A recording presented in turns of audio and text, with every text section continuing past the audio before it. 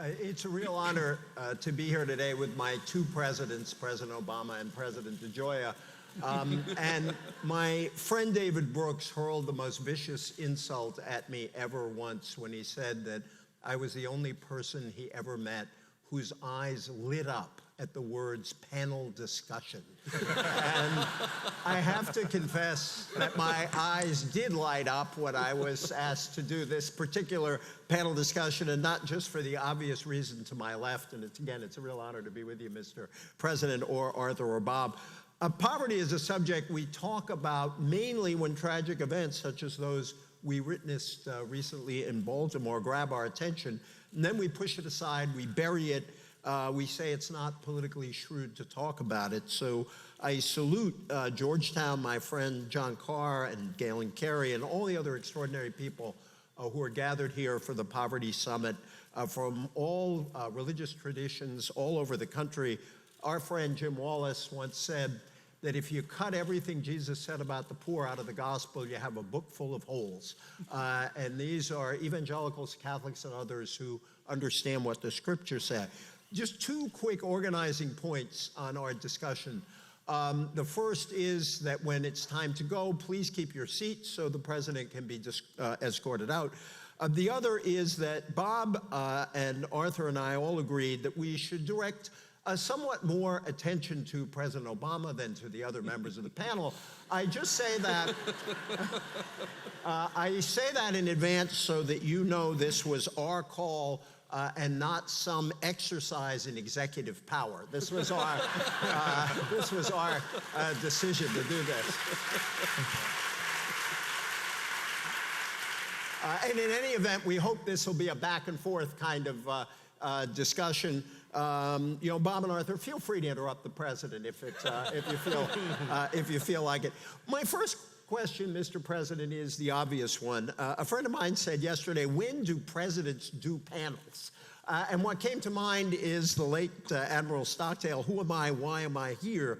And I'd like to ask you why you decided, this is a very unusual venue for a president to put himself in. And I'd like to ask you, where do you hope this discussion will lead beyond today? And I was struck with something you said in your speech last week. You said politicians talk about poverty and inequality and then gut policies that help alleviate poverty and reverse inequality. Why are you doing this, and how do you want us to come out of here? Well, first of all, I want to thank President DeGioia, the Georgetown community, all the groups, nonprofits, faith-based groups, and others who are hosting this today, and I want to thank this terrific panel. I think that we are at a moment, in part because of what's happened in Baltimore and Ferguson and other places, but in part because a growing awareness of inequality in our society, where it may be possible not only to refocus attention on the issue of poverty, but also maybe to bridge some of the gaps that have existed and the ideological divides that have prevented us from making progress. And there are a lot of folks here who I have worked with. They disagree with me on some issues, but they have great sincerity when it comes to wanting to deal with helping the least of these. And so this is a wonderful occasion for us to join together.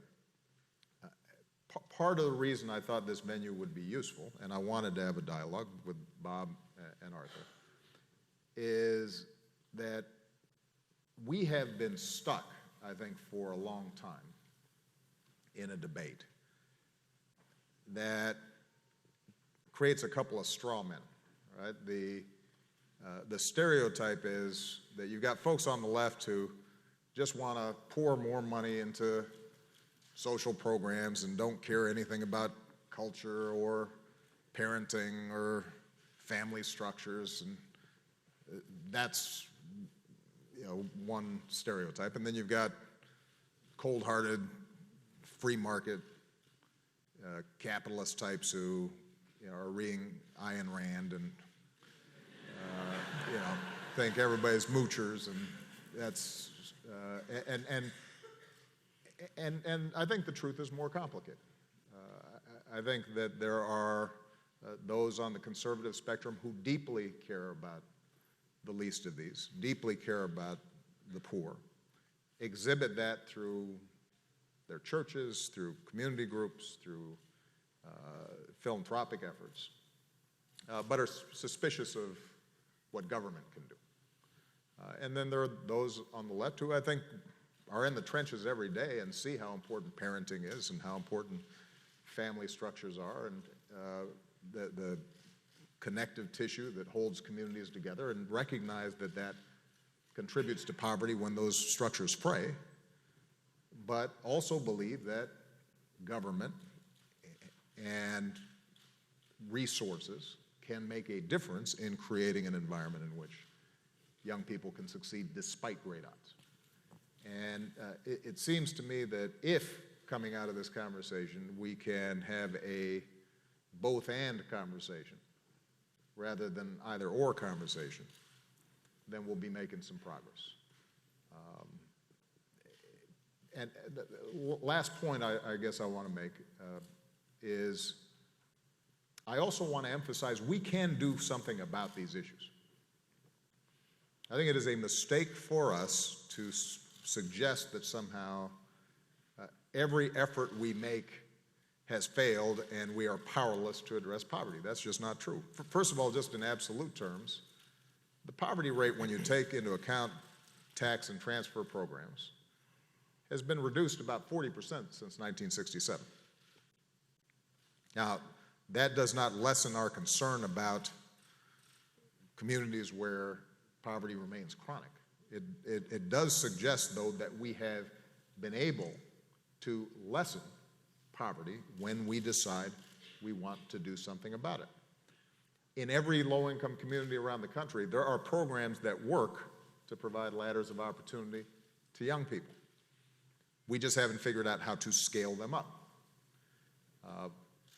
And so, one of the things I'm always concerned about is cynicism. My chief of staff, Dennis McDonough, we take walks around the South Lawn, usually when the weather's good.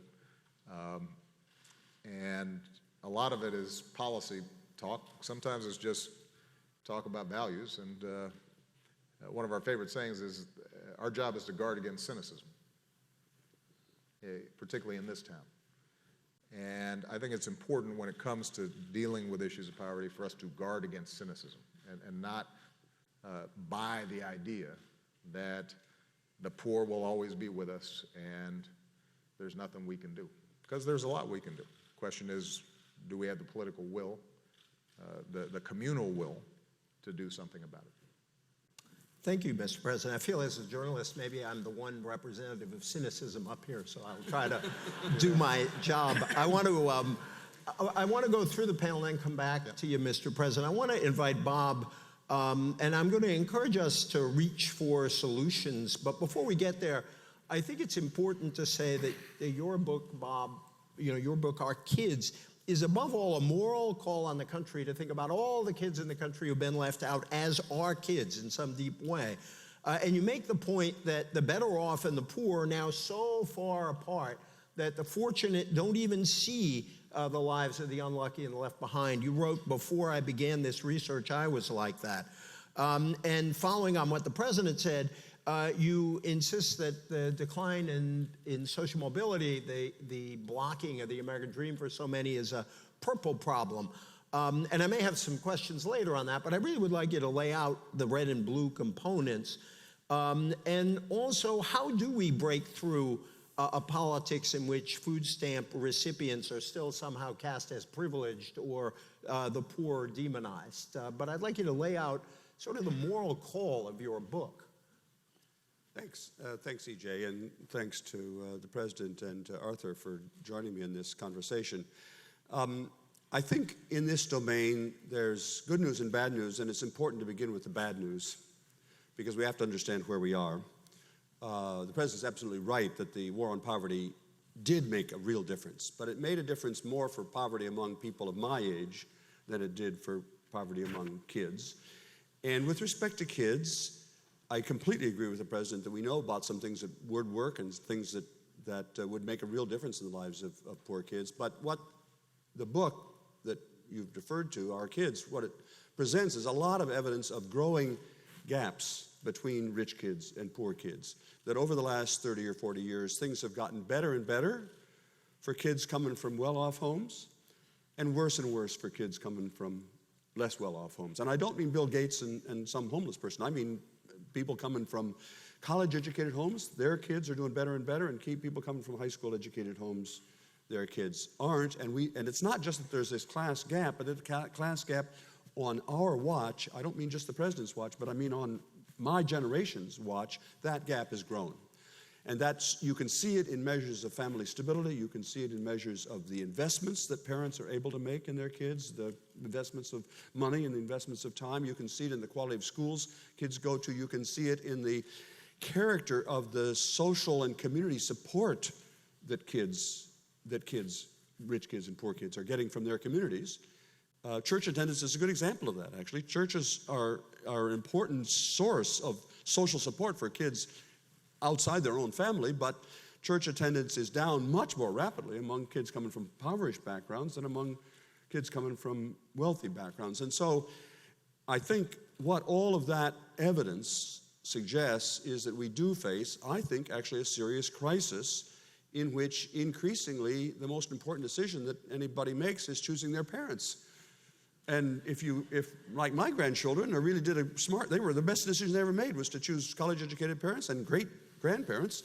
But out there someplace else, there's another bunch of kids who are just as talented and in principle, just as hardworking, but who, happen to choose parents who weren't very well educated or weren't high income, and those kids' fate is being determined by things that they had no control over, and that's fundamentally unfair. It also is, by the way, bad for our economy, because when we have this large number of kids growing up in poverty, it's not like that's going to make things better for my grandchildren. It's going to make things worse for my grandchildren. So this is, in principle, a problem that we ought to find solutions to. And historically, this is a kind of problem that Americans have faced before and have solved, and this is the basis for my optimism. There have been previous periods in American history when we've had a great gap between rich and poor, when we've ignored the least of these, in which I'm thinking of the Gilded Age at the end of the 19th century, and both of you have written about that period, in which there was a great gap between rich and poor, and we were ignoring lots of kids, especially lots of immigrant kids, and America seemed to be going to hell in a handbasket, and there was a dominant philosophy, social Darwinism, which said that it's better for everybody if everybody is selfish, and the devil take the hindmost. But that, not unlike some of the ideology of Ayn Rand that you referred to, but that period was was overcome by a reawakening of the conscience of America across party lines, with the important contribution of religious leaders and religious people to the fact that these are all our kids. And now is not the time to rehearse all the lessons of that earlier period, but I think it does actually give me grounds for hope. This is a kind of problem that we could solve as long as we all recognize that it's in everybody's interest to raise up these poor kids and not to leave them in the dust. Thank you very much. By the way, let the record show the president was not looking at Arthur when he referred to cold-hearted capitalists. But it is great to have somebody here from AEI. Well, EJ, I mean, when the president said that, I was just thinking, what was going through my head was, please don't look at me, please don't look at me. But you notice when Bob said this about the social Darwinism, he pointed at me. So I'm more outnumbered than my Thanksgiving table in Seattle. Let me tell you. You just have to look into your heart, Arthur. And in fact, that's kind of what I want to ask you to do here. I mean, your views on these subjects have actually changed, and I think it's one of the reasons you wanted to join us today. Back in 2010, you talked about makers and takers in society and a culture of redistribution. But in February 2014, you wrote a very important article and commentary, Be Open-Handed Toward Your Brothers. And you have said we have to declare peace on the safety net, which I think is a really important thing to say. And so, and as the president suggested, so the safety net we have has actually cut poverty substantially. So twin questions. Could you talk about how and why your own views have changed, if I fairly characterize that? And in the spirit we're celebrating here of trans-ideological nonpartisanship, now there's a mouthful for you. Yeah. In that spirit, where can Republicans cooperate with Democrats, conservatives with liberals on safety net issues like making the earned income tax credit permanent or expanding the child tax credit? I mean, where can we find not just verbal common ground, but actual common ground to get things done for the least among us? Well, thank you, EJ, and thank you, Mr. President. It's an honor to be here and with all of you. This is such an important exercise in bringing Catholics and evangelicals together, but having a public discussion. One of the main things that I do as president of AEI is to talk publicly about issues and start a conversation with my colleagues in a way that I hope can stimulate the conversation and spread it around the country. When at the American Enterprise Institute, where we have a long-standing history of work on the nature of American capitalism, when we're focusing very deeply on poverty, it sends a signal to a lot of people that are deeply involved in the free enterprise movement. My colleague Robert Doar is here. He came to AEI because poverty is the most important thing to him. And indeed, the reason I came into the free enterprise movement many years ago is because poverty is the thing I care about the most. And in point of fact, 2 billion people around the world have been lifted up out of poverty because of ideas revolving around free enterprise and free trade and the globalization of ideas of sharing through property rights and rule of law and all the things that the president is talking about in policy debates right now.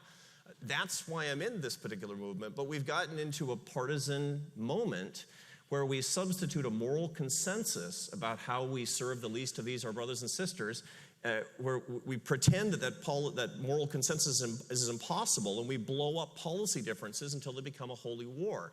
That's got to stop because it's completely unnecessary. Now, you brought... And we can stop that, absolutely, with a couple of key principles. So how are we on the center right talking about poverty in the most effective way? Number one is with a conceptual matter. We have a grave tendency on both the left and the right to talk about poor people as the other. Remember in Matthew 25, these are our brothers and sisters. Jim Wallace and I have this road show where we go to campuses and everybody wants to set us up in right-left debates, and it never works out because it turns out we both have a commitment to the teachings of the Savior when it comes to treating the least of these, our brothers and sisters. When you talk about people as your brothers and sisters, you don't talk about them as liabilities to manage. They're not liabilities to manage. They're assets to develop because every one of us made in God's image is an asset to develop. That's a completely different approach to poverty alleviation. That's a human capital approach to poverty alleviation. That's what we can do to stimulate that conversation on the political right just as it can be on the political left. One concept that rides along with that is to point out, and this is what I do to many of my friends on Capitol Hill, I remind them that just because people are on public assistance doesn't mean they want to be on public assistance. And that's the difference between people who factually are making a living and who are accepting public assistance. It's an important matter to remember about the motivations of people and humanizing them. And then the question is, how can we come together? How can we come together? I have indeed written that it's time to declare peace on the safety net. And I say that as a political conservative. Why? Because Ronald Reagan said that. Because Friedrich Hayek said that. This is not a radical position. In fact, the social safety net is one of the greatest achievements of free enterprise, that we could have the wealth and largesse as a society, that we can help take care of people who are poor that we've never even met. It's ahistoric. It's never happened before. We should be proud of that. But then when I talk to conservative policymakers, I say, how should you distinguish yourself from the traditional positions in a marketplace of ideas from progressives? You should also talk about the fact that the safety net should be limited to people who are truly indigent, as opposed to being spread around in a way that metastasizes into middle-class entitlements and imperils our economy. And the third part is that help should always come with the dignifying power of work to the extent that we can. Then we can have, with these three ideas, declaring peace on the safety net, safety net only for the indigent, and always with work, then we can have an interesting moral consensus and policy competition of ideas and maybe make some progress. Thank you. In fact, I'm hoping people will challenge each other about what that actually means in terms of policy, and I want to invite the President to do that. I'm tempted, Mr. President, to ask you to sort of go in a couple of directions at once. One is I am, again, hoping that you can enlist Arthur as your lobbyist on this. One kind of question I want to ask is if John Boehner and Mitch McConnell were watching this and suddenly had a conversion, and there are a lot of religious people in the audience, so miracles. They're not watching this. It's hypothetically. Well, it's a religious audience. They believe in miracles. So if they said we are so persuaded that it's time we do something about the poor, Mr. President, tell us a few things that we'll actually pass. We'll do this. When you think about, we could talk kind of abstractly about, the family on the side and what government can do. What do you think would actually make a difference? So that's one kind of question I'm tempted to ask. And maybe you could put that into context of Bob's mention of the Gilded Age, because, as you know, I was much taken by that Osawatomie speech. I even learned how to pronounce Osawatomie thanks to you back in 2020. Help me. Anyway. A couple years ago. A couple of years ago. 2011. And it really did put this conversation in context where we do seem in certain ways to be having the problems we had back then. So what would you tell Congress? Please help me on this. And how do we sort of move out of this Gilded Age feeling kind of period? Well, let me tease out a couple of things that both Bob and Arthur said, and maybe some of these will be challenging to a couple of them. They may want to respond. But let me talk about big picture, and then we can talk about specifics. First of all, I think we can all stipulate that the best anti-poverty program is a job, which confers not just income, but structure and dignity and a sense of connection to community, which means we have to spend time thinking about the macroeconomy, the broader economy as a whole.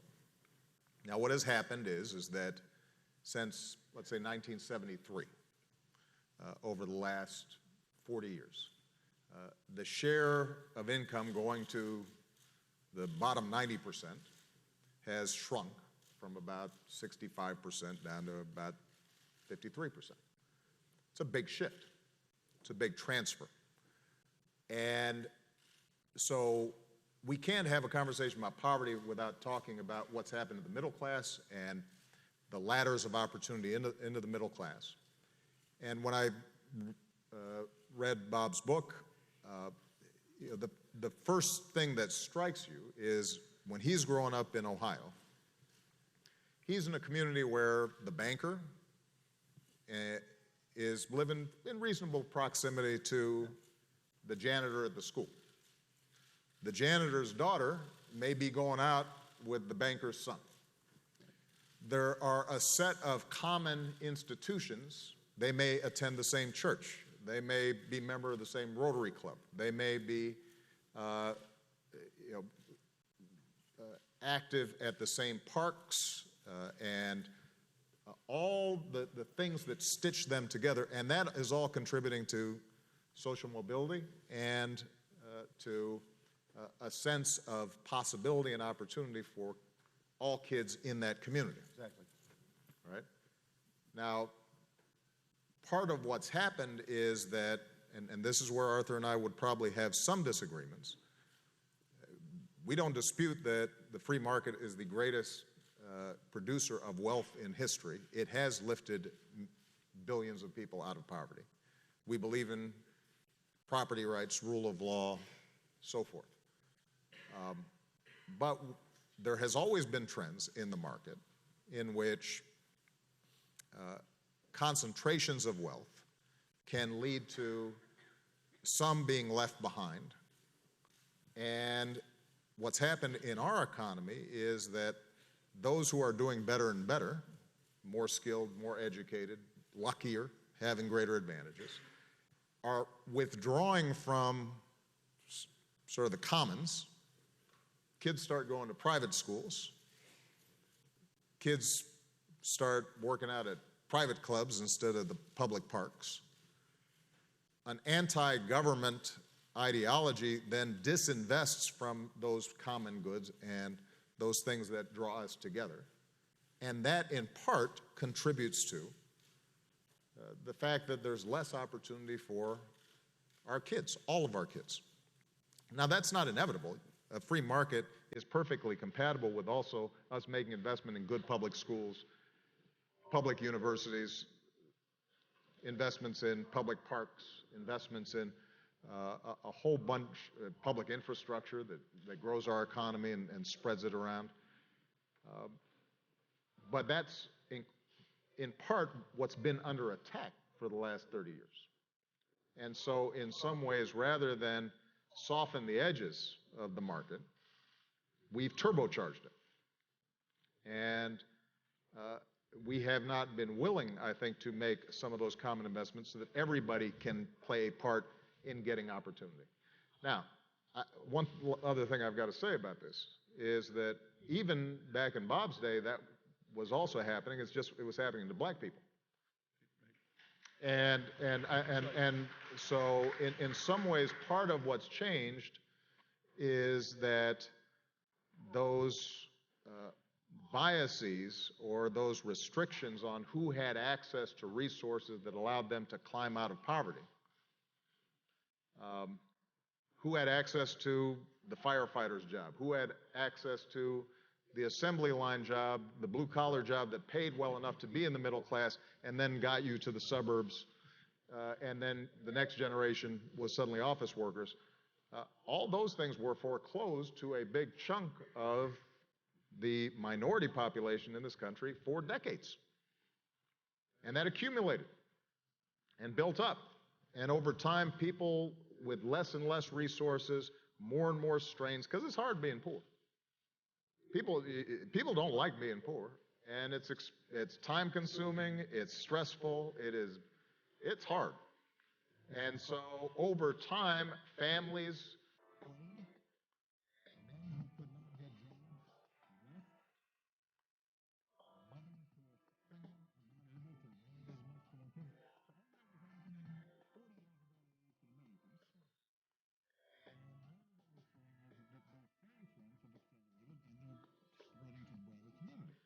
But the pattern that, Bob, you're recording in some of your stories is no different than what William Julius Wilson was talking about when he talked about the truly disadvantaged.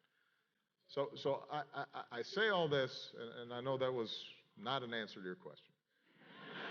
I will be willing to answer, but I think it is important for us at the outset to acknowledge, if in fact we are going to find common ground, then we also have to acknowledge that there are certain investments we are willing to make as a society as a whole in public schools and public universities, in today, I believe, early childhood education, in making sure that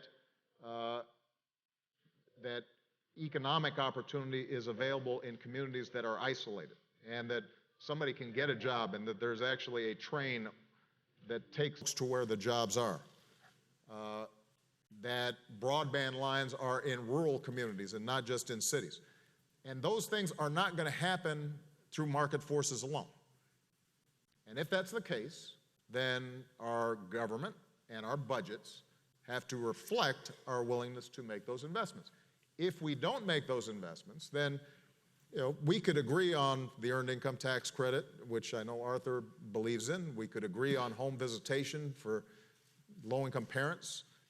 All those things will make a difference, but the broader trends in our society will make it harder and harder for us to deal with both inequality and poverty.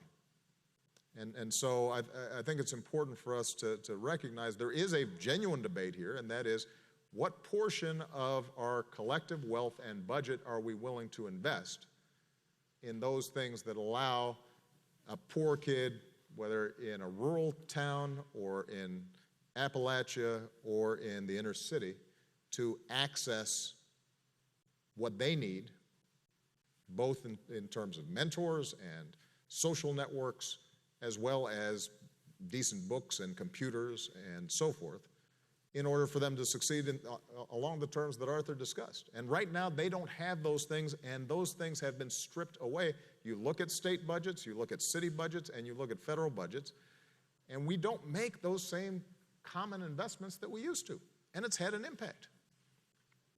And we shouldn't pretend that somehow we have been making those same investments. We haven't been. And there's been a very specific ideological push not to make those investments. That's where the argument comes in. And if I could follow up, which gets to the underlying problem where we talk piously sometimes about let's tear down these ideological red-blue barriers, yet when push comes to shove, these things get rejected. How do you change the politics of that? I mean, that, you know, as you said, that Mitch McConnell and John Boehner were unlikely to be watching us. That actually has a kind of political significance, not to this event, but in general. I was suggesting they're busy right now. They've got votes. And, no, but I think you were saying something else. You know, how do you tear down those barriers? Because you laid out a fairly robust agenda there, and I want to, forgive me, Arthur and Bob, but I'm curious, how do you get from here to there? well, part of what happened in our politics, and part of what shifted from when Bob was young and he was seeing a genuine community. There were still class divisions in your small town.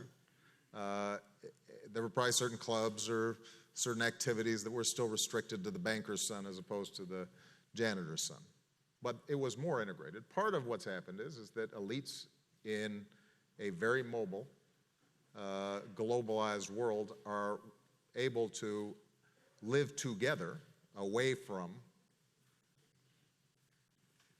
folks who are not as wealthy. And so they feel less of a commitment to making those investments. In that sense, sort of what used to be racial segregation now mirrors itself in class segregation and this great sorting that's taken place. Now that creates its own politics, right? I mean, there's some communities where I don't know, not only do I not know poor people, I don't even know people who have trouble paying the bills at the end of the month. I just don't know those people. And so there's a less sense of investment in those children. So that's part of what's happened. But part of it has also been, there's always been a strain in American politics where you've got the middle class, and the question's been, who are you mad at if you're struggling? If you're working, but you don't seem to be getting ahead. And over the last 40 years, sadly, I think there's been an effort to either make folks mad at folks at the top or to be mad at folks at the bottom. And I think the effort to suggest that the poor are sponges, leeches, don't want to work, are lazy, are undeserving, got traction. And look, it's still being propagated. I mean, I have to say that if you watch Fox News on a regular basis, it is a constant menu. They will find like folks who make me mad. I don't know where they find them, right? They're all like, I don't want to work. I just want a free Obama phone or whatever. And that becomes an entire narrative, right? That gets worked up. And you, very rarely do you hear an interview of a waitress, which is much more typical, who's raising a couple of kids and is doing everything right, but still can't pay the bills. And so if we're going to change how John Boehner and Mitch McConnell think, we're going to have to change how our body politic thinks, which means we're going to have to change how the media reports on these issues and how people's impressions of what it's like to struggle in this economy looks like, and how budgets connect to that. And it's a hard process because that requires a much broader conversation than typically we have on the nightly news. I'm tempted to welcome Arthur to defend his network, but instead, I want to sort of maybe invite him to an altar call here. I want to invite you to a kind of altar call, which is the president talked about some basic public investments that are actually pretty old-fashioned public investments along the lines of somebody like President Eisenhower supported a lot of those kinds of investments. Most Republican president. What? Abraham Lincoln thought things like land-grant colleges and infrastructure, investments in basic research and science were important. I suspect, Arthur, you'd agree in theory about those investments, and then the question would be, How much? how much? How much? Yeah. Sure. Look, no good economist, no self-respecting person who understands anything about economics denies that there are public goods. There just are public goods. We need public goods. Markets fail sometimes. There's a role for the state. There are no radical libertarians up here. There are libertarians who believe that the state should not exist, for example. I mean, libertarians don't think that. So we shouldn't caricature the views of others because, in point of fact, that impugns the motives. I think that what we're talking about is, one, when are there public goods? When can the government provide them? And when are the benefits higher than the costs of the government providing these things? Because in point of fact, when we don't make cost-benefit calculations, at least at the macro level, about public goods, the poor pay. This is a fact. If you look at what's happening in the periphery countries of Europe today, this is as George W. Bush used to say, this is a true fact.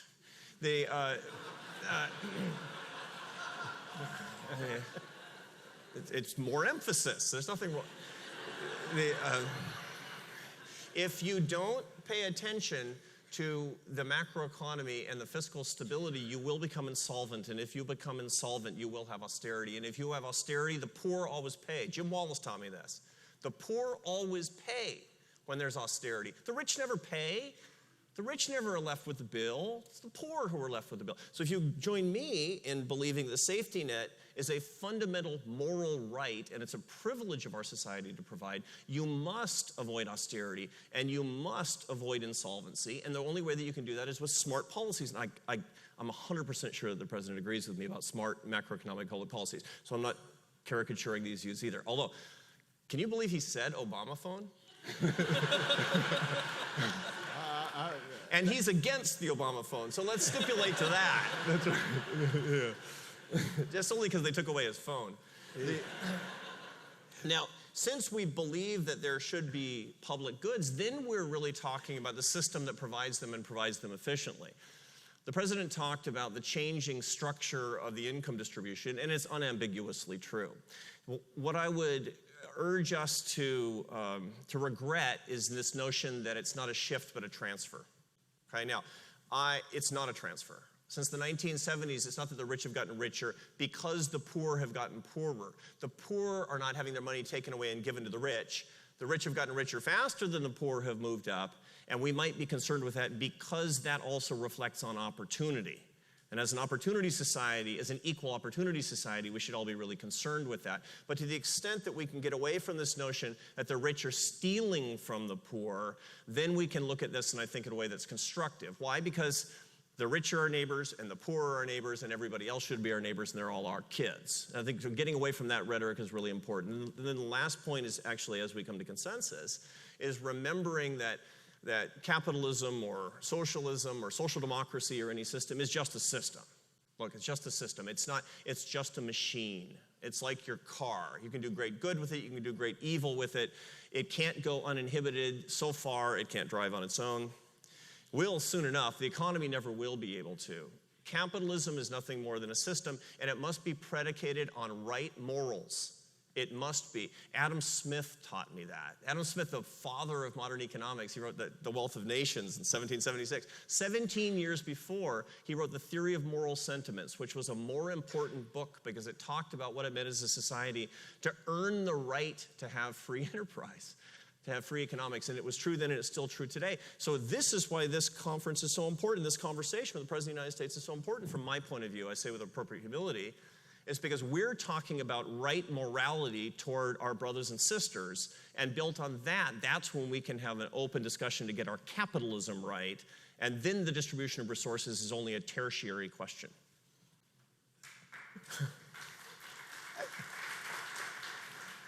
I still want to know how much infrastructure you're actually willing to vote for, but I'll take it. I'll take $41 billion. All right, it's a start. We can negotiate. This is in a way for both the president and Bob, because in this conversation about poverty, there's kind of consensus on this stage that yes, you need to care about family structure, it really matters, but if you don't worry about the economy, you're not sort of thinking about why the battering rams against the family. And yet, this family conversation can make a lot of people feel uneasy, because it sounds like either you're not taking politics seriously or you're not taking the real economic pressures seriously.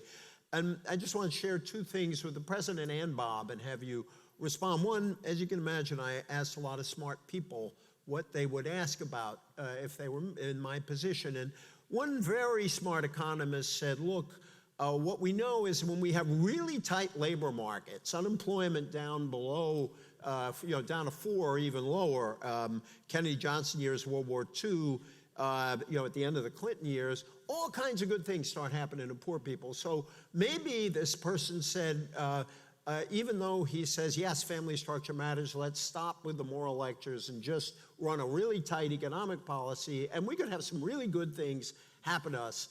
And then the other thing I wanted to share, and I'm being pointed here, Mr. President, because you know, and I've heard you talk about this, but not that often publicly, which is, I've heard you in those sessions you do with opinion reporters. Ta-Nehisi Coates wrote something back in 2013 about your talk about what needs to happen inside the African-American community. And I know you remember this, taking full measure of the Obama presidency thus far, it is hard to avoid the conclusion that this White House has one way of addressing the social ills that afflict black people, and particularly black youth, and another way of addressing everyone else. I would have a hard time imagining the president telling the women of Barnard that, quotes, there's no longer room for any excuses, as though they were in the business of making them. I'd love you to address sort of the particular question about, maybe it is primarily about economics because we can't do much about the other things through government policy, and also answer Ta-Nehisi's critique, because I know you hear that a lot. Let Bob dive in. Then. Well, I'm going to try to respond to that, and of course I want to hear what the president has to say about that, but I wanted to just comment briefly on that earlier conversation about, first of all, about public goods. I agree very much with the president's framing of this issue, that is that we've disinvested in collective assets, collective goods that would benefit everybody but are more important for poor people because they can't do it on their own. I want to just give one example of that that's very vivid. And this is a case where we've clearly shot ourselves in the foot. For most of the 20th century, all Americans of all walks of life thought that part of getting a good education was getting soft skills, not just reading, writing, arithmetic, but cooperation and teamwork and so on. And part of that was that everybody in the country got free access to extracurricular activities, band and football and music and so on. But beginning about 20 years ago, the view developed, which is really, really deeply evil, that's just a frill. And so we disinvested, and we said, if you want to take part in football here, or you want to take part in music, you've got to pay for it. And of course, what that means is that poor people can't pay for it. It's a big deal. $1,600 on average for 2 kids in a family. Well, $1,600 to play football, or play in the band or French club or whatever.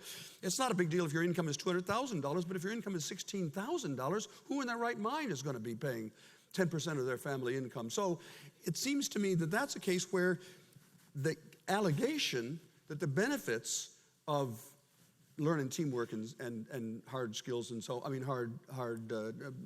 grit were only on the individual, but that wasn't true. The whole country was benefiting from the fact that we had a very broad-based set of skills that people had. So I'm trying to emphasize this, how deep runs this antipathy in some quarters for the notion that these are all our kids, and therefore we got to invest in all of them. But I also want to then come back, if I can, to I think the thing we maybe haven't spent enough time here, and that is this is a purple problem.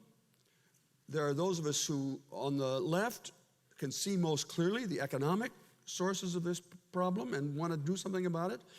But then there are people on the conservative side, especially religious people, who use a different lens, and they can see most clearly the effects of family disruption among poor families of all races on the prospects of kids. And in the stories of the kids that we gathered across America, I want to return a little bit, not just to the abstract discussion of poverty, but to real kids. Mary Sue in Port Clinton doesn't have anything like the same opportunities as my granddaughter, but part of that is because Mary Sue's parents behaved in very irresponsible ways. We interviewed a kid from, a young woman from Duluth who is now on drugs. How did she get on drugs? Because her dad was addicted to meth and wanted to get high, but didn't want to get high alone, so her dad taught, Molly is her name, how to do meth. I don't even know how you do meth myself. I have to check with him.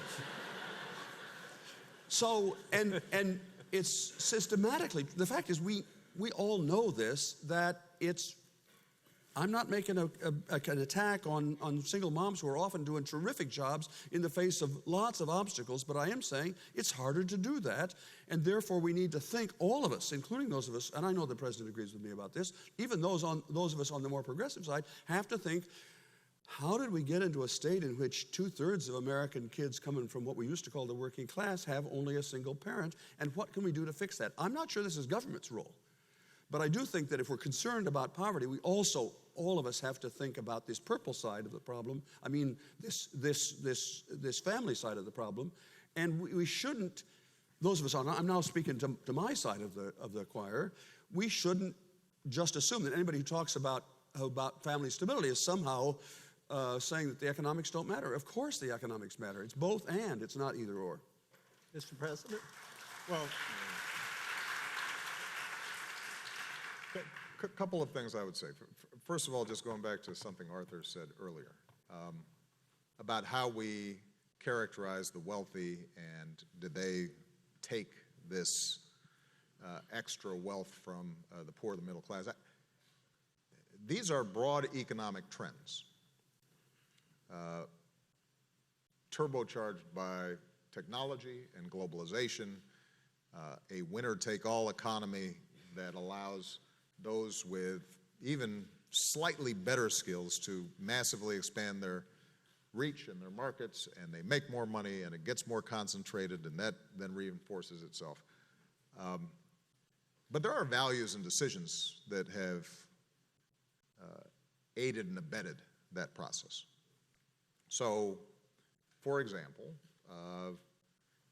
in the era that Bob was talking about, if you had a company in that town, that company had a whole bunch of social restraints on it because the CEO felt it was a member of that community, and the sense of obligation about paying a certain wage or contributing to the local high school or what have you was real. And today, the average Fortune 500 company, some are great corporate citizens, some are great employers, but they don't have to be, and that's certainly not how they're judged. And that may account for the fact that where a previous CEO of a company might have made 50 times the average wage of the worker, they might now make 1,000 times or 2,000 times. And that's now accepted practice inside the corporate boardroom. Now that's not because they're bad people, it's just that they have been freed from a certain set of social constraints. And those values have changed. And sometimes tax policy has encouraged that. And government policy has encouraged that. And there's a whole literature that justifies that as, well, that's what you need to get the best CEO, and they're bringing the most value. And then you do tip into a little bit of Ayn Rand, which, Arthur, I think you'd be the first to acknowledge, because, you know, I'm in dinners with some of your buddies, you know, and I have conversations with them. And if they're not on a panel, they'll say, you know what, we created all this stuff, and we made it, and we're creating value, and you know, we should be able to make decisions about where it goes. So there's less commitment to those public goods, even though a good economist who's read Adam Smith's moral sentiments would acknowledge that actually we're underinvesting, or at least we have to have a certain investment. So that's point number one. Point number two on this whole family character, values, structure issue. It's true that if I'm giving a commencement at Morehouse, that I will have a conversation with young black men about taking responsibility as fathers that I probably will not have with the women of Barnum. And I make no apologies for that. And the reason is because I am a black man who grew up without a father. And I know the cost that I paid for that. And I also know that I have the capacity to break that cycle. And as a consequence, I think my daughters are better off. And that is not something that is not something, for me to have that conversation does not negate my conversation about the need for early childhood education or the need for job training or the need for greater investment in infrastructure or jobs in low-income communities. So, look, I'll talk till you're blue in the face about hard-nosed economic, macroeconomic policies. But in the meantime, I've got a bunch of kids right now who are graduating, and I want to give them some sense that they can have an impact on their immediate circumstances and the joys of fatherhood. And we did something with my brother's keepers, which emphasizes apprenticeships and emphasizes corporate responsibility, and we're gathering resources to give very concrete hooks for kids to be able to advance. And I'm going very hard at issues of criminal justice reform and breaking this school to prison pipeline that exists for so many young African American men. But when I'm sitting there talking to these kids, and I've got a boy who says, you know what, how did you get over being mad at your dad? Because I've got a father who beat my mom and now has left. And has left the state, and I've never seen him because he's trying to avoid $83,000 in child support payments. And I want to love my dad, but I don't know how to do that. I'm not going to have a conversation with him about macroeconomics. I'm going to have a conversation with him about how I tried to understand what it is that my father had gone through and how issues that were very specific to him created his difficulties in his relationships and his children, so that I might be able to forgive him and that I might then be able to come to terms with that. And I don't apologize for that conversation. I think, and so this is what I mean when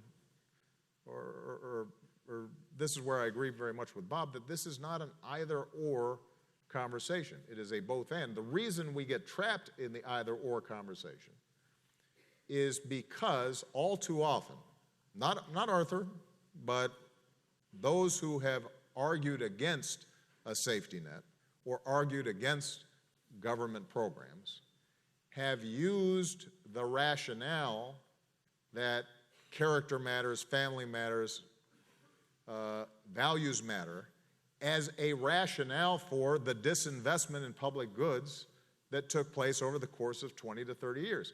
If, in fact, the most important thing is character and parents, then it's okay if we don't have band and music at school. That's the argument that you will hear. It's okay. Look, they're immigrant kids who are learning in schools that are much worse, and we're spending huge amounts in the district, and we still get poor outcomes. And so obviously money's not the issue. And so what you hear is a logic that is used as an excuse to underinvest in those public goods. And that's why I think a lot of people are resistant to it. and are skeptical of that conversation. And I guess what I'm saying is that, guarding against cynicism, what we should say is we are going to argue hard for those public investments.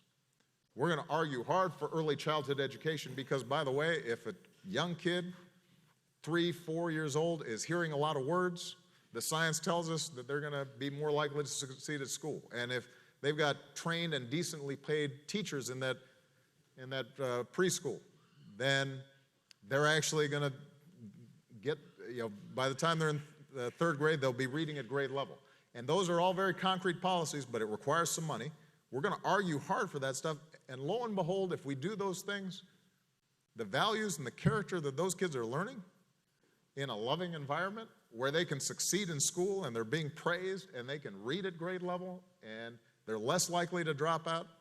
And it turns out that when they're succeeding at school and they've got resources, they're less likely to get pregnant as teens and less likely to engage in drugs and less likely to be involved in the criminal justice system.